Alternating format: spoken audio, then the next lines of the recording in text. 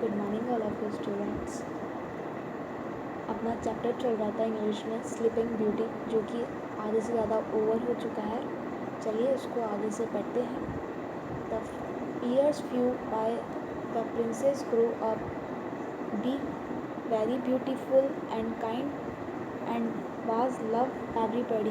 On her 16th birthday, in the king and queen had to go away for part of the day and would not return until the evening to celebrate daughter's birthday. So princess was alone in the place for most of the day. वर्ष बीत गए और राजकुमारी बहुत सुंदर और दयालु हो गई और वह हर किसी से प्यार करती थी।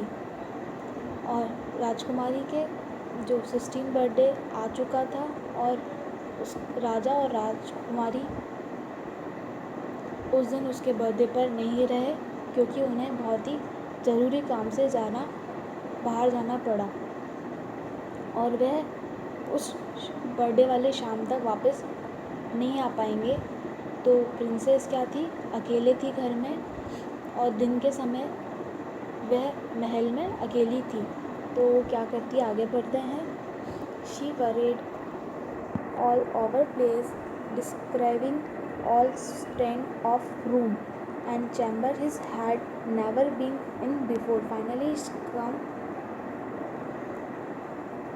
that land of the tower. She climbed up the research a little door with a key in lock on the door.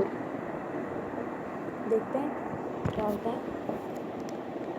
वह सभी प्रकार के कमरों और कक्षों को खोज रही थी और वह सभी जगह भटक गई जो वह कभी पहले नहीं गई।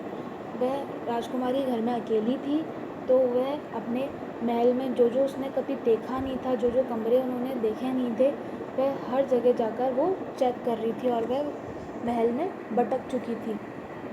और वह जो उसने कभी चीज़ें देखी नहीं थी, वो पहली बार उन चीज़ों को देख रही थी। अंत में वह एक घुमावदार सीढ़ियों पर उसका पैर आ गया, जिसमें टावर पर चढ़ गई और उसका पैर है ना कहीं टच हो गया, तो वो एक अलग सी दिशा में चली गई। वह सीढ़ियों पर चढ़ी और उसने ताले में जंग लगी हुई चाबी के साथ एक छोटे से दरवाजे पर पहुंची। जब उसको एक चाबी मिली वहाँ पे और ताला के साथ सब लगा हुआ था, जंग लगी हुई थी और वो वहाँ पे एक छोटा सा दरवाज़ा था, वो वहाँ पे आके पहुँचती है। ठीक है स्टूडेंट्स, आज के लिए इतना ही। Thank you all of you. Stay home, stay safe.